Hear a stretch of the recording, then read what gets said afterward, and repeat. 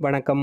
இன்றைய தகவல் தெரிந்து கொள்வோம். மே 21ஆம் தேதி வைகாசி 7ஆம் நாள் புதன்கிழமையாகிய இன்று நவமி திதியும் சதய நட்சத்திரமும் கூடிய நல்ல நாளாக அமைந்திருக்கிறது.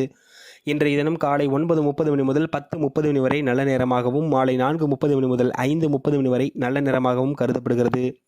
இன்றைய தினம் காரைக்குடி கொப்புடியம்மன் யானை வாகனத்தில் புறப்பாடு. திருவல்லிக்கேணி பார்த்தசாரதி பெருமாள் நரசிம்மர் மூலவருக்கு திருமஞ்சன சேவை நடைபெறக்கூடிய அற்புதமான நாளாக இந்த நாள் அமைந்திருக்கிறது.